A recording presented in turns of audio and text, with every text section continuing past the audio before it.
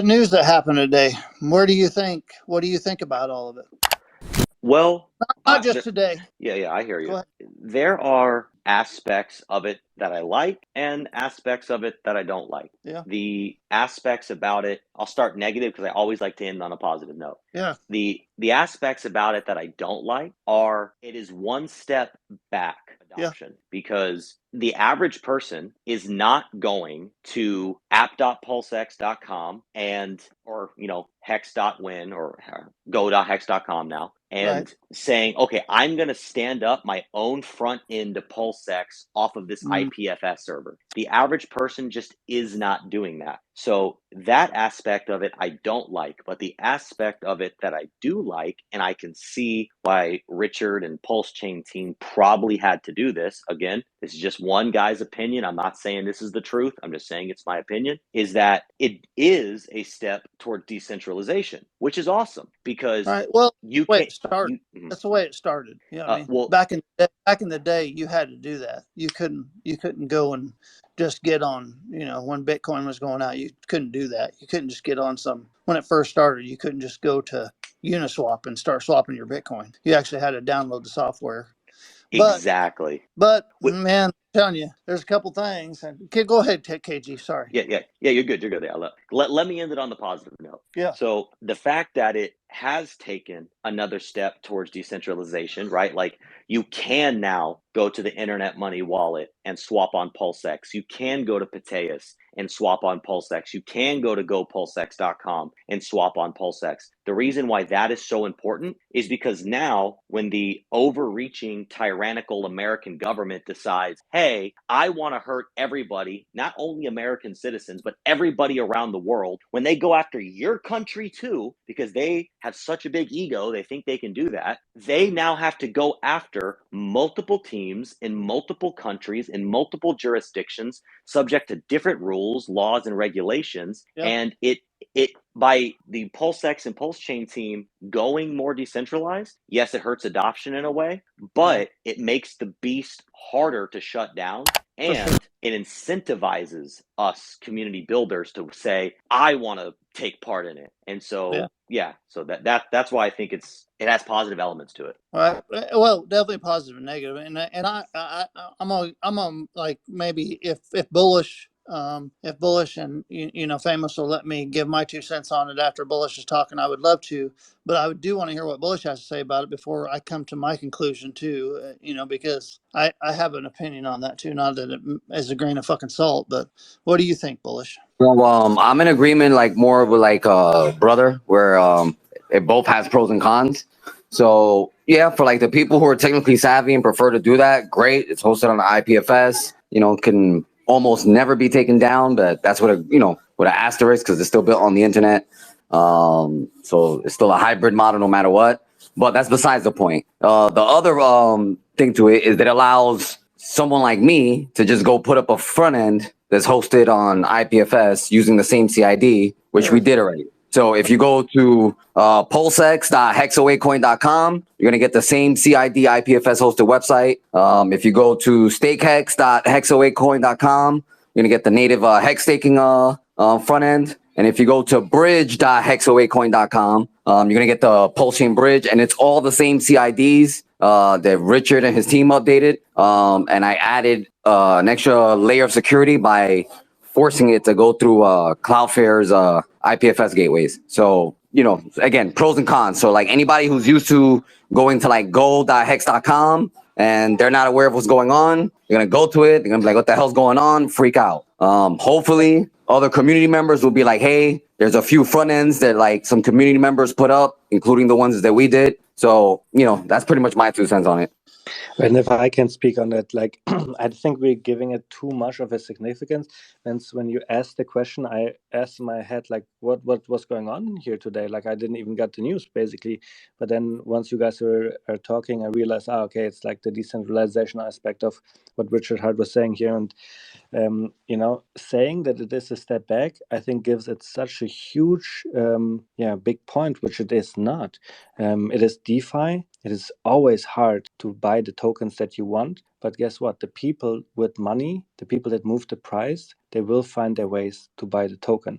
And I think it is not hard at all in order to buy Hex or PulseChain or any other token in our ecosystem.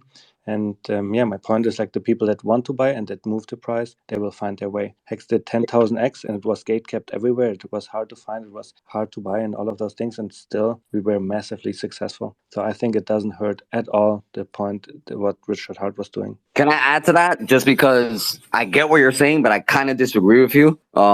We don't need more whales who can move price. We need more average everyday people to introduce them into crypto.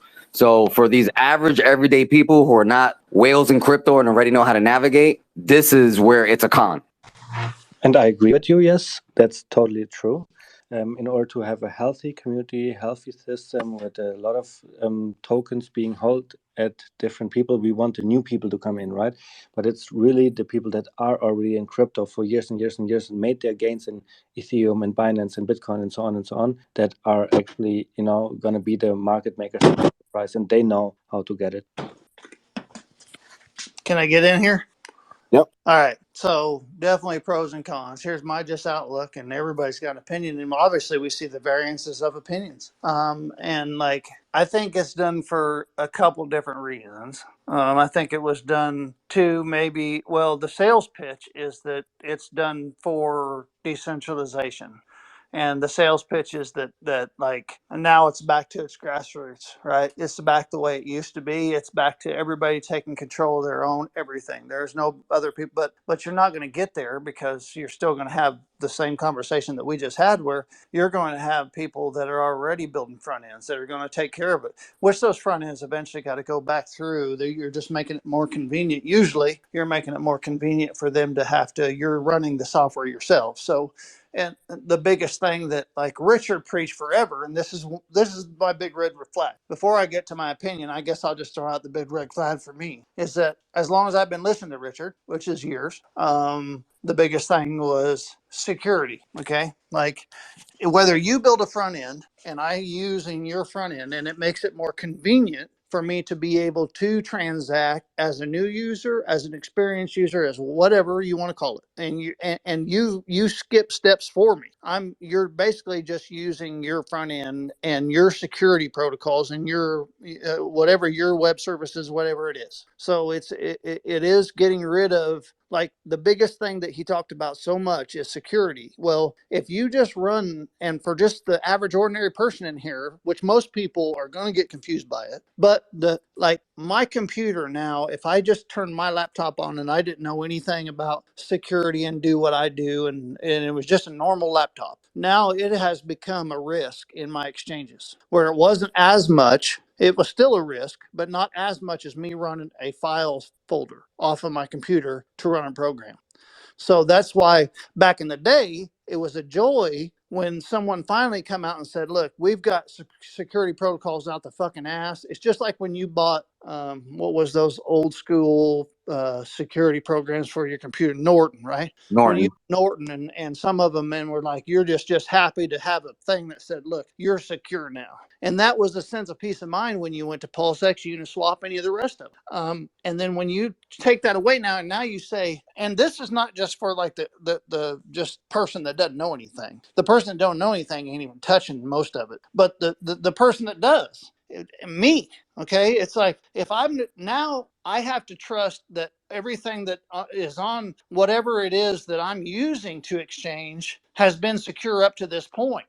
So now the security level has become a really high threat because I'm running software on my computer to exchange. Okay, so and if you build a front end off of that, you are just taking everybody's got to go back to whatever the original was, and then so you're just getting I'm just putting my hands in your security, because now Richard or the team or whoever it is that's running the show said, hey, we're not doing this no more. And I do believe there's an underlying effect here that may be why it is, and I don't think this is maybe the tinfoil hat stuff, but there's a lot of legal stuff that's going on right now, and you got to distance yourself obviously from any implications that goes on. And could he be helping people a little bit and covering their assets? as that like you now have full control of it and I don't, and they can't go be seized assets. I think that has to be something that's took into consideration. As much as I love Richard, like I would never say a bad word because I think he's one of the most genius people in fucking crypto. And I've been talking nothing but good before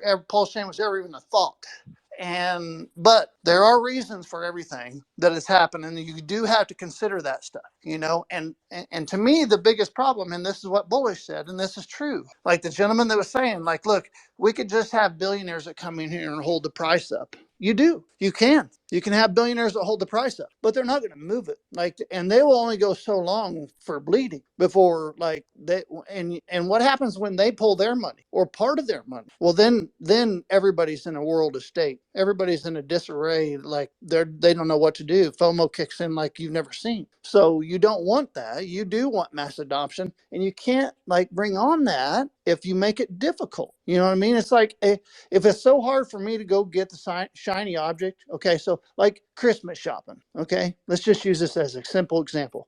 There's something out there that went viral. My wife says, hey, we got to go to this store because they're going to open up and they've only got so many of these and everybody wants them. All right. Cabbage Patch dolls, right? Let's use an example. It's like everybody wanted them. Everybody wanted them. There was people stomping on people to get them. You know what I mean? Stomping on people to get them. And then so like when that happens, that's mass adoption. If you give a thing to where it's like hard to even get to that, well, then it's like, you know what? Fuck it. I don't even want it. It's too difficult. It's too difficult to get it.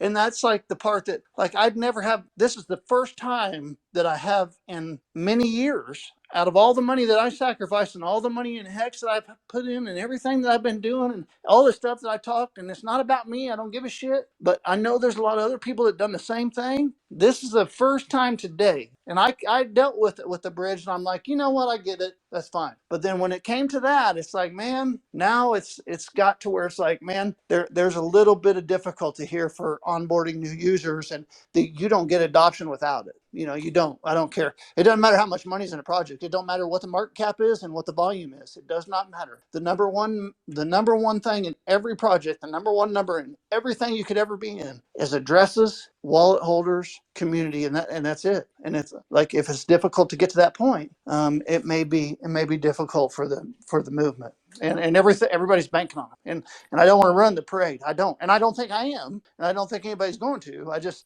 think it's something to pay attention to, really. I mean, I'm gonna really open my eyes tonight, but thanks for letting me, get involved here. It looks like, hey, yeah, there we go. Fun. Gary's in here. Let's let Gary talk because he's got an opinion on this for sure. Yeah, I'll try and keep it quick.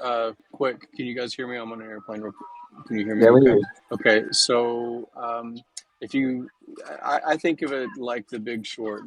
I don't think it's an us versus them. I don't think it needs to be the people that qualified for a mortgage, the banks that basically facilitate a mortgage. There's this instrument that was created that Michael Berry's famous for from the Big Short movie, if you may watch that or knows that history, of the credit default swap. Complex instrument, hundreds of pages in a contract, difficult to create, and yet the guy made billions of dollars and owns a lot of Puerto Rico now because of that. So, like, you can say, we don't need the billionaires, we don't need the rich people to move the price. Or you can say, we just need 10,000 people to put, $1,000 towards crypto. Hang on, sorry. Just one moment. The pilot saying something.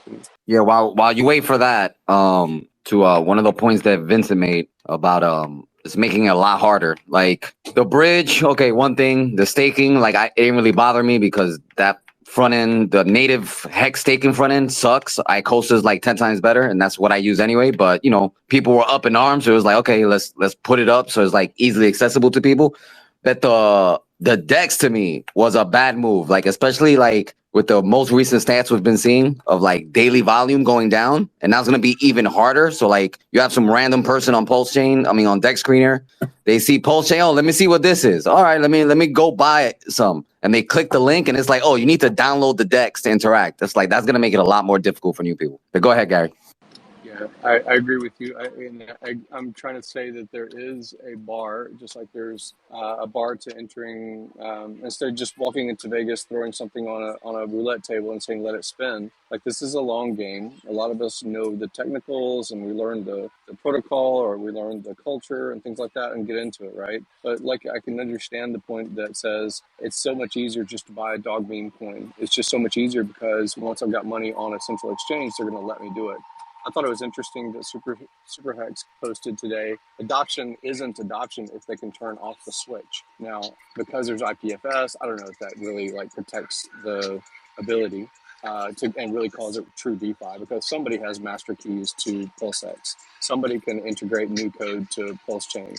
Somebody can change things. So I don't know that it really is truly decentralized. Someone decides what the incentive token ratios are going to be, what farms are going to be. Someone is going to have to put in sharding and other things in the future if we're going to basically walk parallel to Ethereum. Like those things, I don't have to ask. I just assume that someone's going to have to address it, and it's not you and I in this room. So, like to me, these are if you want to use it as an opportunity to market and say, look, this is something that other blockchains or central exchanges or L1s don't promote.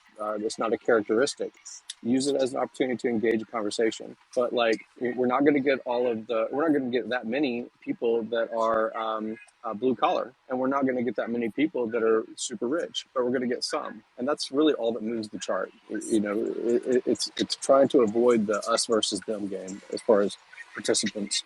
Well, sure. It's the super rich that move charts, and then it's the massive amount of people with not as much that moves charts, right? So, but like the plus and negative to the whole thing, Gary, I'm interested to just like if you were just an outside or with just an outsider with just your knowledge of like the crypto without the Richard Hart engagement and relationship and the hexagon and try to put it aside, and I know it's almost impossible, but outside of that, like what do you think like would be your initial feeling like this is better for because of the security and putting it back in your hands type of thing, or it's not as good because of it may slow down mass adoption, you know, but like aside of the emotion, you know what I mean, just the facts.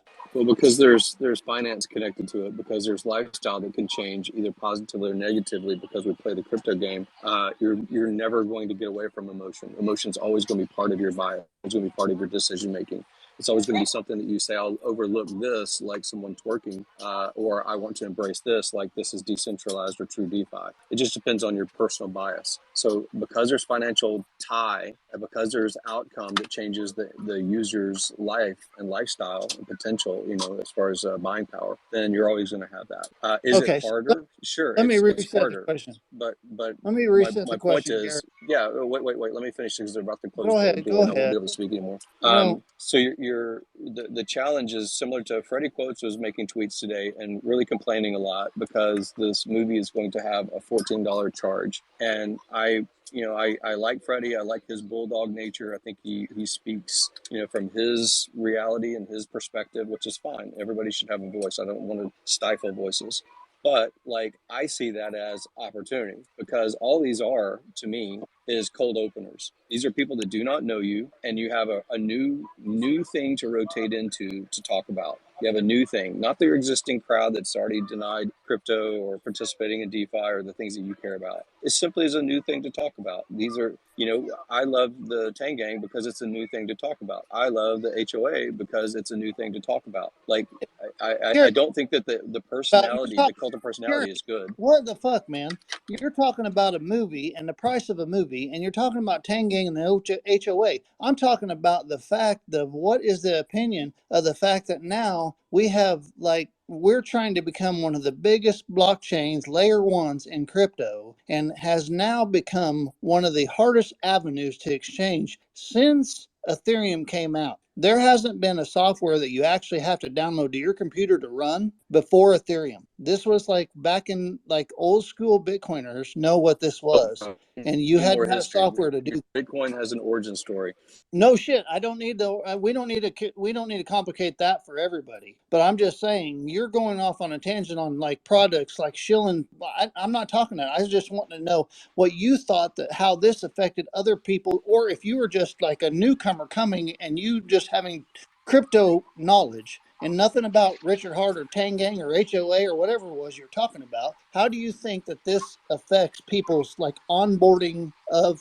Where do you think that this is going? What happened today? It doesn't affect it at all. Like I wouldn't change Well, that's a not good. single bit. Like, can you, Listen, Vincent? Can you Garrett, explain a little bit where you see the big problem? Like, what is what do you such mean? a Where big? do I see the big problem? I got to download software to my computer. Why? You don't have to do that. That's not What are you true. talking about? I got to go to when I go to Pulsex, when I come home, when people tell me the news, and I don't live on Twitter like some people, when people get a hold of me and say, hey, you better check this shit out. This went down in real time. Look at this. And so I look at it, and people that know me know that, okay, I'm going to take an interest. And I look, and then so I come home. And then I notice that, look, PulseChain really, or Pulsex don't even exist anymore. It's just a front end page that leads you to somewhere else. And so I got to go there, and then it tells me to download, which I've already checked the bridge out. And Well, Vince, I think you should like look, I work a little use bit on your onboarding skills. The first thing that you should do is lead the people to pumphex.com, and with that, they have all the links they know. whoa, hang on a second. You're talking about like Apple's. Look, I get all that. Look, I don't have to figure out how to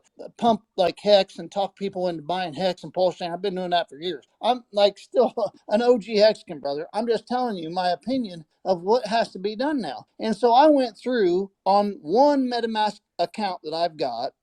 Account. Don't get confused with wallets. One account that I've got, which is a smaller one that's got 64 wallets on it. I went through every one of them. You know that I got to go through every one of those, and I got to approve every one of them now. I got to go through it. Not only do I got to download that software and I got to run it, but I got to go through now and approve every wallet again, and I got to do all that again to make exchanges. And that's just one account. That's one MetaMask account. And I guarantee you that's not going to change every account I go to. So I'm saying like the no layer one goes nowhere without community involvement. Like you can have 6, 10, 20 billionaires that run everything, but what are they going to do? Trade money back and forth? And then you just hope that you get in and out of it? You need hundreds of thousands of people eventually and millions to be in that game with Ethereum and the rest of them. And the biggest thing, you know what it is? You can talk security all day long. You can talk fucking all of the coding that you want all day long. But you know what? The person that comes in here and works all week long that wants to spend $40 on something, they don't even know about none of that shit and they don't give a fuck. You know what they care about? Is I can put my money on something and I can swap it easily. And now this has become difficult. And that's my only problem. All right. So what do you say about Uniswap delisting Hex? You cannot go to uniswap.org What that anymore, don't have type in nothing to Hex. do And with it. The yeah, of course, Uniswap can do whatever it it has wants. nothing I to do with can it, still but go it to just look. definitely I can makes still it go to hard for Uniswap people to right buy now. Hex, right? A bit. Listen, I can go to Uniswap right now. I just did. I can go swap 5 Ethereum. I just did. I can swap 5 Ethereum for whatever I want. I went to Pulsex and I tried to swap $10,000 for something, and it was only just Pulsex to Pulse, just to try to see what happens. And then I decreased the slippage because whatever. And I have to download this software. I'm just saying, man, it's not. It's not. It can't be good for some Now people. tell me, what software do you have to download? Because I'm using Pulsex, I'm using 9mm, I'm using all the dexes.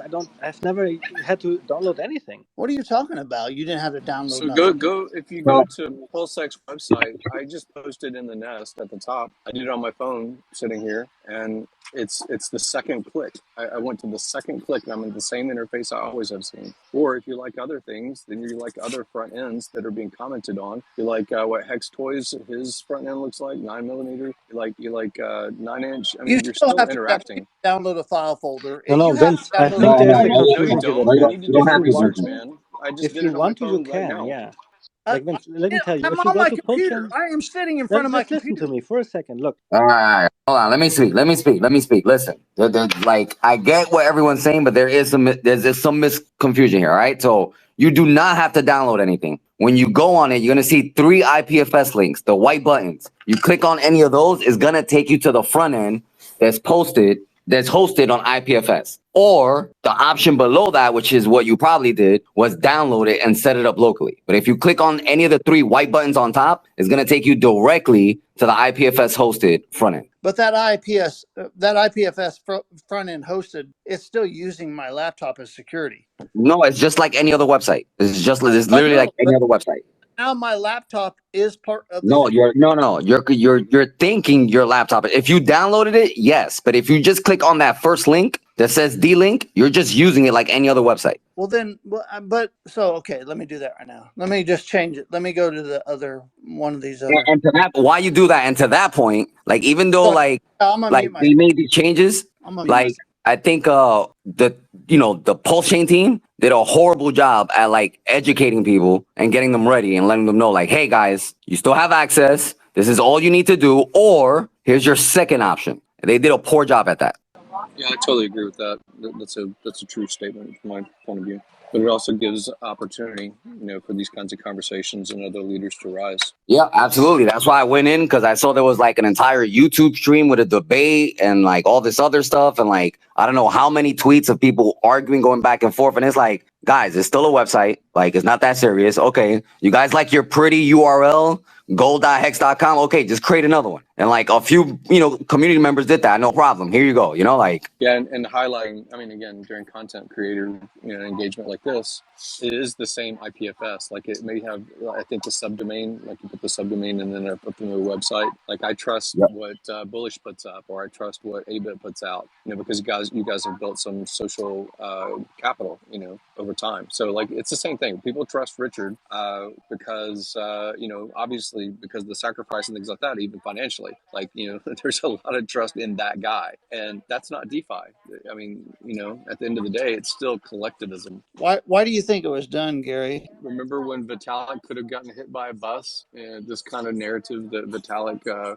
would crash the Ethereum price during its early days?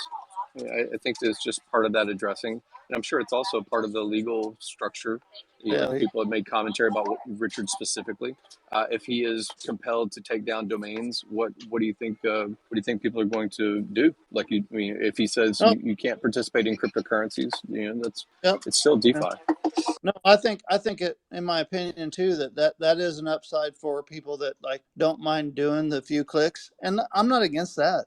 Trust me. Look, hey, look. It sounds like a futter, but I'm looking at it at all angles. Is all it is, and it's like there's no doubt that it's more security for the guys that want, or guys, any individual that wants to like be for the long haul and be here, and it helps in that aspect that like someone mentioned it earlier, like it's a lot harder to come and get. They're not going to go after. I don't even know what the count is right now, the user count. I knew it last week, but I don't know now of active users on PulseChain. But they're not going to go after say 1 million people, or 600,000. I don't know what that is. And so that could be part of it. That's what I was thinking. That was the big plus for me, was like, it's a smart move on Richard's part if something does happen. But I just think it does make it a little more difficult. I'm using each one of these front ends, and I have to connect a wallet. I'm going to see if I got to